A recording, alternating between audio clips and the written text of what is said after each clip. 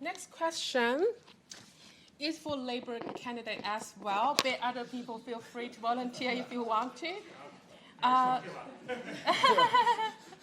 So how will you ensure, if you are elected, that your government will not reintroduce any regular lockdowns and other restrictions that were introduced in 2020 to 2021? So, to be very quick and brief on this one, we'll respond, of course, to the health environment that we're in, and we'll take our advice from the health professionals. We don't make some sort of commitment to not take their advice, which is what people are saying when they commit to having no lockdowns, no public vaccination programs, and that, quite frankly, is scary. And so I think people should be very wary of people making black and white statements in complex health environments. So, Joe wants to volunteer? Look, I lived and breathed COVID for 3 years now, and I've been vocal about some of the things that I think we did wrong. I think schools should have stayed open. There's actually no proof that kids at school were the main driver of transmission. They caught it at home and parents caught it at work. So schools should always stay open for the future of our kids. Our kids have lost 2 years of their education, which they're not getting back. The one thing we didn't use in Australia, we're unique. We have lots of space. Space stops you catching COVID. If you can stay outside and breathe fresh air, you won't catch COVID. So we have to encourage people to do as much as they can outdoors. So outdoor sports, you can do that safely. There's lots of things to do outdoors. So we were terrible at not using space. We've got the biggest country in the world for space, and we locked everyone inside their houses. And the abuse of human rights, locking those poor people, the migrants, in those towers was a disgrace. It was like, we don't care if you catch COVID as long as you don't give it to us. So we actually sacrificed the poor working class to protect the rich so they can work at home. It was terrible. Thank you so much for I think we'll move on to the next question. So you said 5 minutes. Okay, I'm really sorry. So we have another question, which Angela definitely will be able to participate. Sorry for the... I really would have liked to say just 10 seconds. Is that okay? 10 seconds. On Yeah. the lockdowns, Okay. It affected businesses. It affected education. It affected our health. The overreach by this government that's in power at the moment has been shocking. And that's all I want to say. Thank you, Angela. Thank you so much. Okay, now we have to move on to the next question, which is a follow-up of Peter's previous question. Besides the Aquatic Centre Peter mentioned, will you be able to commit into the 50 million indoor sports centre in Point Cook? Who would like to volunteer? It's a question for Matt. Oh, it didn't say here. It's a question for Matt. Okay, it's another question for Labour candidate. Yes, Matt. The man. Thank you. There's a long way to go till this election, and I look forward to making more announcements. And sorry, just to follow up on lockdowns, a lot of that happened because we didn't have a vaccine in this country for a very long time, and it saved lives. It saved lives. So we should be pretty clear about the importance of public health and public health advice. I'll just say something on the asks that I think it's important that people are putting the Labor candidate on the spot, because these are the key asks of the community, and to be the Point Cook candidate. And there's been all this work of advocacy developed through the councils, Hobsons Bay, Wyndham, developing what are the key priorities of the community. This is a lot of work, and we spent a lot of time talking about how there's a real lack of infrastructure and services in the West, and these are the things that the community has pinpointed we need. I don't think it's good enough for the Labor candidate to not have an answer yet. We need to have Labor deliver on the key asks of the community. I was speaking to an Altona residents, Altona Meadows Residents Association member who talked about the importance of the aquatic centre to the community. that this is one of their key asks. So I really think that the Labor Party needs to follow through and deliver the funding that's needed. Thank you so much. Okay, Joe wants to volunteer too. Yes, you get 1 minute, Joe. I'll be super quick. Yet again, we're arguing about what is good for our kids. I mean, we need an indoor centre at Point Cook. It's just a no-brainer. Let's just do it. I mean, you know, we're letting these communities get bigger and bigger and bigger and not providing the facilities for our youth to enjoy. If youth are busy playing sport, recreation, doing stuff indoors, they're not out.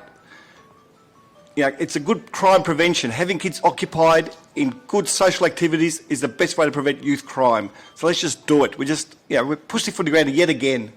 So, and as an independent, I just speak freely. I don't have to go ask anyone. So what the community wants, I'll advocate for. So together we can just do this, guys. Thank you so much, Jay. Do we still have more time for one? One more.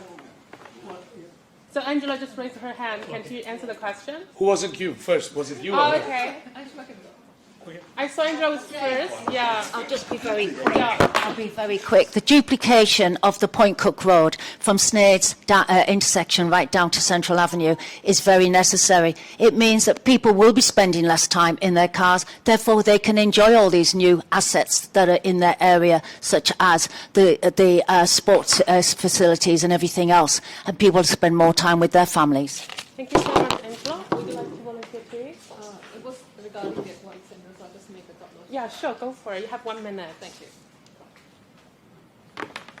Again, for the question for the aquatic center, I just wanted to mention that the local pools definitely are not fit for purpose anymore. The current ones that we have, the aquapulse and the laboratory pools, they cannot definitely cater to the growing population at the moment right now. So I am all for the new aquatic center. Thank you. This time is for all the candidates, okay, hopefully. What are you going to do to help improve students' mental health and safety at schools? Who would like to volunteer? Please raise your hand if you'd like to volunteer, so you get 1 minute. Is it you, Angela? No. Yeah. Yes, for the children, mental health and... Okay, I will stand up to make it more clear. The last 2 years, especially with my teenage son at home as well, and keeping those highly active children at home, and given not those space or the school platform which they were needed at that time, by the end of the day, if I get elected for this Point Cook constituency, then I would love to do this meditation and yoga practices, all those stuff with the child safety standards, which comes across with the children's safety, their mental health and well-being. I would like to invest a lot of my time, I'm lost by my words, but yes, You'll get what you meant. Yes, the effort will be there to get the children, because that's my sector is. From this sector I come from, and I have seen during that time my fellow educators, when they used to come to the centers, because we were the essential workers, but our children used to stay at home with one parent, and the dad is over the computer or some doing other work, and I have seen at that time that how much our children have suffered. So definitely I know that I'm going to make a strong impact on it. Thank you so much for your Thank answer. you. Go, Angela. Just one more thing, making sure that whatever happens in the future, no school ground, no school playground, whether it's in the school or outside in the parks, is ever closed down again. Thank you. Who's next? Joe.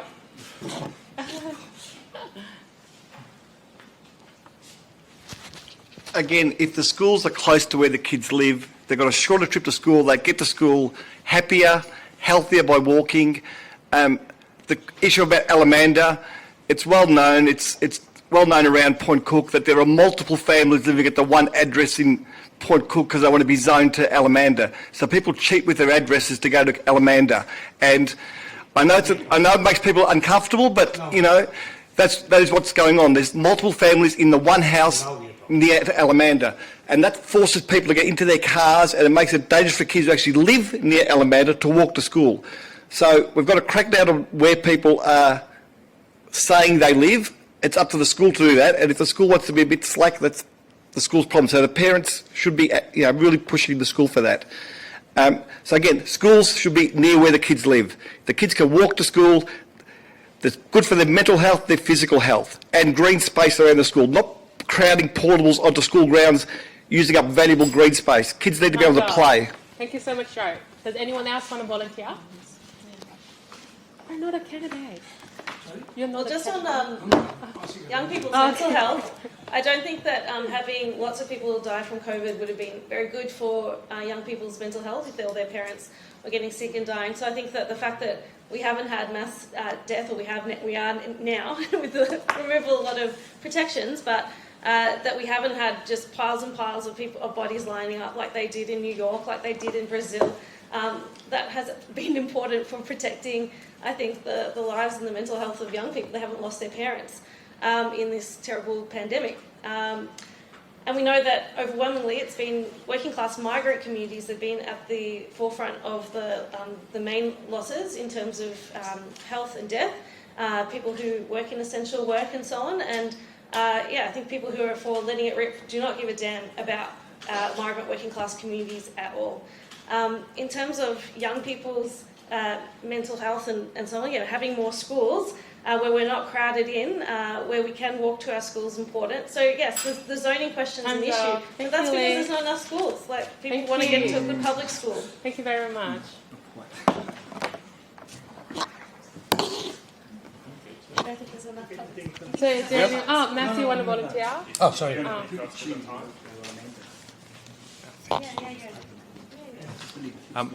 So, of course, the Labor Party's been committed to effectively a 10-year program around mental health. We were the first in the country to have a mental health royal commission. It was the first of its kind. It was recognition that the system as it was not working. This is pre-COVID.